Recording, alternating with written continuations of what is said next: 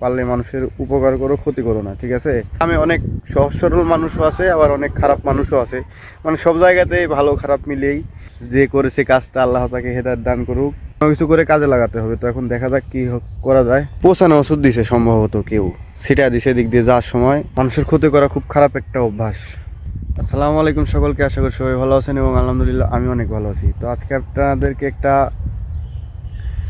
কি বলবো মন খারাপের গল্প শোনাতে আসলাম। মানে আর মানুষের বিবেক কীরকম সেই জিনিসটা আপনাদেরকে দেখাতে আসলাম।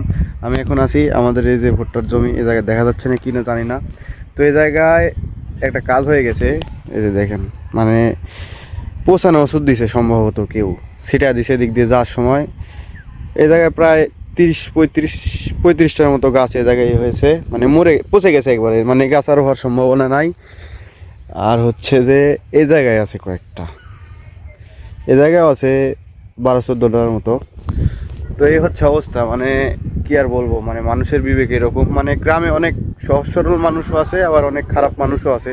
মানে সব জায়গাতেই ভালো খারাপ মিলেই, কিন্তু এভাবে মানুষের ক্ষতি করা ঠিক না। মানে এভাবে মানুষের ক্ষতি করা ঠিক না।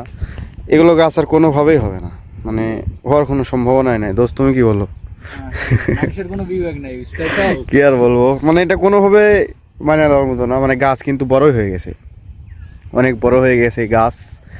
এখন কিছুদিন আগে সেচ দেওয়া হয়েছে, যার কারণে গাছগুলোর আরও জোর হয়েছে। সার দেওয়া ছিল, মানে কি আর বলবো, কিছু বলার নাই।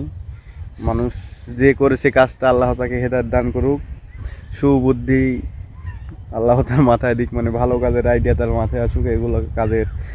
তো এখন এই জায়গায় কি করব কি না করব, মানে এখন যদি এই জায়গায় ভুট্টা লাগাই তাহলেও কিন্তু ওইগুলো গাছের সাথে হবে না। মানে ওইগুলো গাছ এখন বড় হয়ে গেছে, ওইগুলো গাছের সাথে সম্ভবত হবে না। তারপরেও দেখি কী করা যায়, যেহেতু অনেকখানি জায়গা, যার কারণে ফেলে রাখা যাবে না, কোনো কিছু করে কাজে লাগাতে হবে। তো এখন দেখা যাক কী করা যায়, আব্বার সাথে কথা বলে দেখি। আর এ জায়গায় অনেকগুলো ঘাগরা হয়েছিল, মানে ঘাগরা বলতে যেগুলো বলে, এগুলো কী কয়, ঘাগরা না কী কয়, ঘাগরা না কী কয়, এগুলো হয়েছিল, এগুলো উপরে দিয়েছি। তো এখন এসেছিলাম মাটি কোবায় দেওয়ার জন্য কোদাল দিয়ে। তো দেখি কি হয়। আর যেহেতু ধানের কাজ হচ্ছে, যার কারণে উপরের এগুলো জমিতে আসাই হচ্ছে না। মানে আসা হয়, কাজ করা হয় না। মানে ওগুলো কাজ সেরে আসার পরে বাজারে আসার সময় এক পাক আসা হয়। দেখেছিলাম অনেক দিন আগেই, মানে কয়েকদিন 3-4 দিন আগে দেখেছিলাম, কিন্তু তখন ওভাবে ভিডিও করা হয়নি, কারণ তখন ওরকম পরিস্থিতি ছিল না। তো এই ভিডিও করা আপনাদের জানানোর জন্য বা বোঝানোর জন্য যে জানি না যে করছে এই কাজটা, সেই ভিডিও দেখছে কি দেখছে না। তো আল্লাহ হেদায়েত দান করুক। মানুষের উপকার করতে না বললে মানুষের ক্ষতি করবে না, ঠিক আছে? এটুকুই, আর নতুন করে কিছু বলার নাই। তো এই আর কি বলবো, পারলে মানুষের উপকার করো, ক্ষতি করো না, ঠিক আছে? তো দোয়া করবেন সবাই আমাদের জন্য, আর কেউ কারো ক্ষতি করবেন না। পারলে উপকার করুন, ক্ষতি করা যাবে না কারো। মানুষের ক্ষতি করা খুব খারাপ একটা অভ্যাস।